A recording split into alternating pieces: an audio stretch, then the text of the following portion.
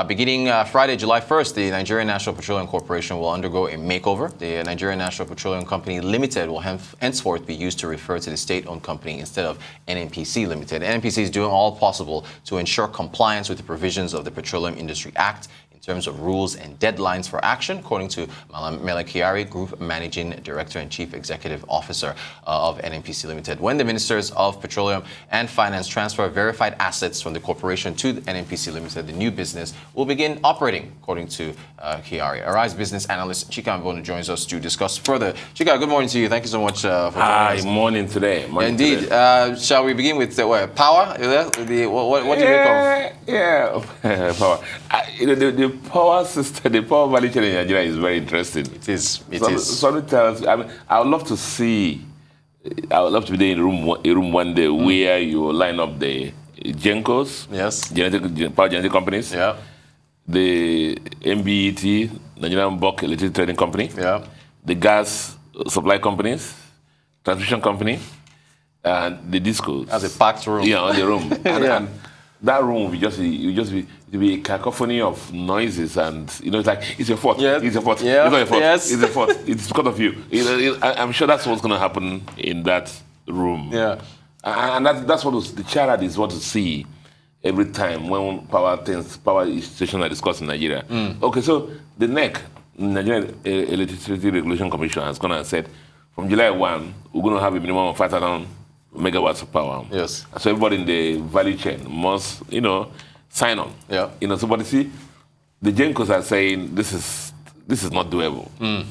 They're not doable because of one, historical debts. They claim that they're being owed about 1.6 trillion in legacy debts. They're also saying that because of that, they're not able to repair their equipment. They're also saying because of that, they're not able to pay for gas supply. And so gas companies are not going to. So where do we start? Yeah.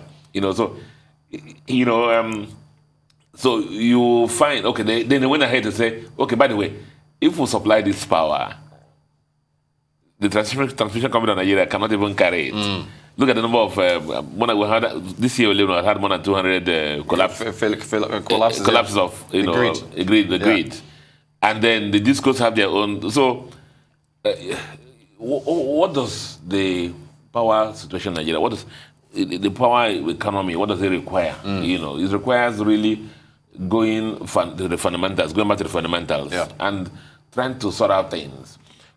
What's happening now is symptomatic of this thing story we tell about that you're in a leaking house, and so you're just patching here, you're leaking from another place. The water is so you have about 200 buckets in your bedroom, shifting the buckets, because everybody's just blaming everybody, and so the holistic thing therefore should be go back to the foundation, and then what have we gotten wrong, and then with this big brother up there trying to rationally, professionally look at all the issues and try to solve them. And that's basically what it is. So I would like the power initiatives of 5,000 megawatts, but I know at the day, everybody's saying that they cannot comply, starting from those who generate the power.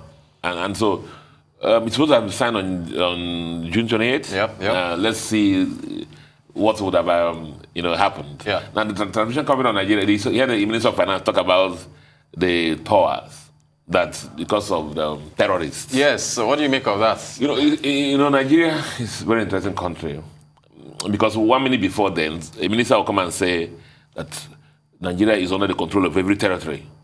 Yeah, we had the General Lucky Rabo on the air yesterday. The territory. Meanwhile, there's no territory under the control of any terrorists. Nigerians are free to move around anywhere they want to move around.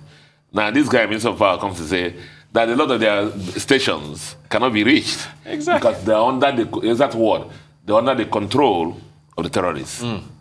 So the power stations there, the transmission towers have all been vandalized because they're Nigerian owned. And this will don't recognize Nigeria. Right. So it's a massive problem for us.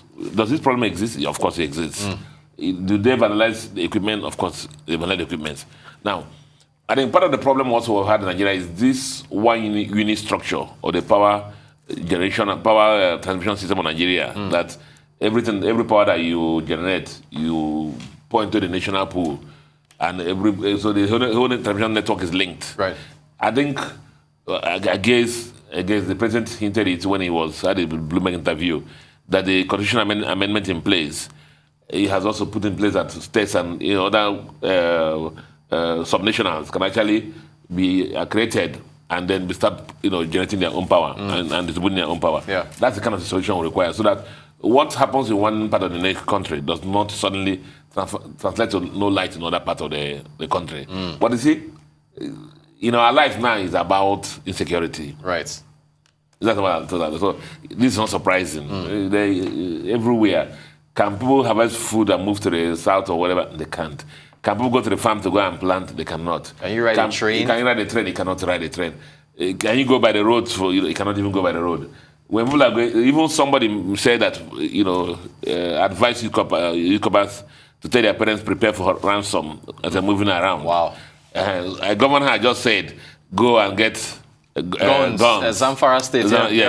So, look at that kind of country we have become. But we're hoping that as we move towards 2023, the issues in the country are addressed and security should actually be number one thing to deal with. Yeah. Because if you get security right, economy will the economy issues will be only about 30% remaining, because the lack of investment are hurting us.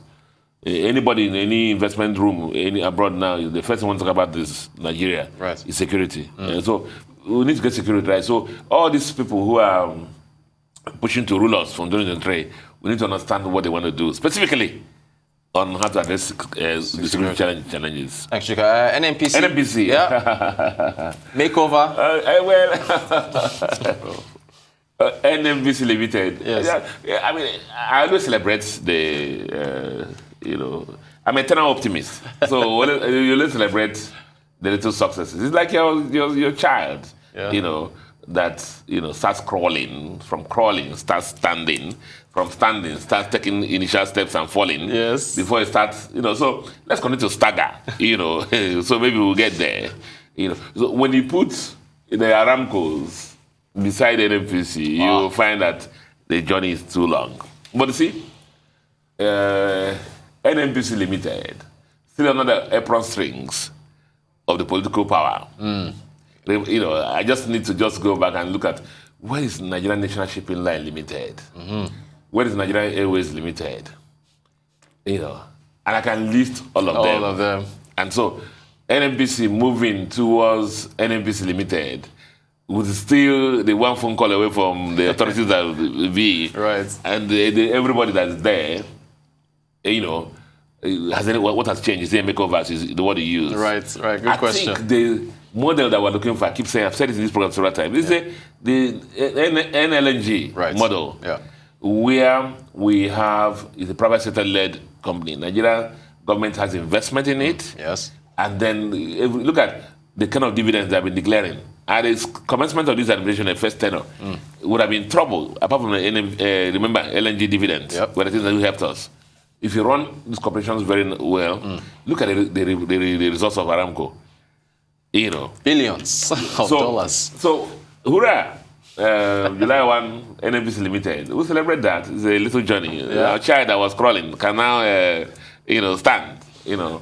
And so, but the issue at the end of the day is still on the same board of directors appointed by political board of directors appointed by government. Everything is still political. So that apron string has to be cut.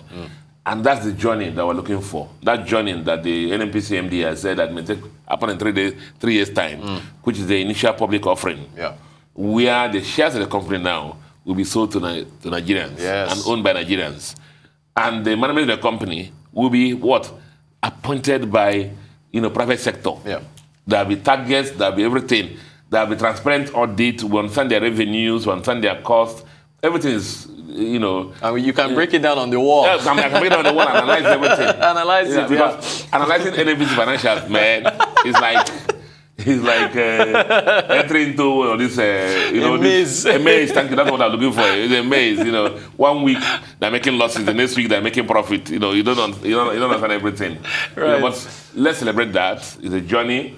we're hoping that in 3 years' time, according to this thing, the journey to IPO will start. Will happen. Because to get even to an initial public offering, you must display some things. Right. Consistent, transparent audited accounts. A consistent corporate governance structures. Ethical structures of doing your business.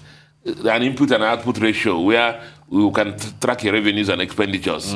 The way you award contracts. Monitoring You're systems. already breaking it down. Monitoring systems. Yes. Predictability. And all those. Subsidy. That ends, right? That will be over. The human capital framework also based on competence and the best man win.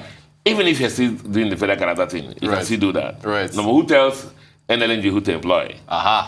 Nobody tells them. Right, nobody. Trust me, remember, I said in the program that the powers that be who want to have tried so many things to amend the LNG Act so they can go there and try and put their brothers and sisters as the human resource manager and director of finance. But that's that. But so we're happy that LNG, Nigerian NNPC Limited is going on this journey. But this is just the beginning. Let's see more transparency. Let's understand how their contracts are. Let's see the revenues, and ultimately also the full implementation of the Petroleum Industry Act. Removal of subsidy transparently, so that things are done very well. So, a clap for them. Clap for Nigeria. And I'm looking forward to it because we'll have here to break down those results whenever they're listed. All right, business analyst Chika Mbonu. Chika, as always, thank you so much for joining us.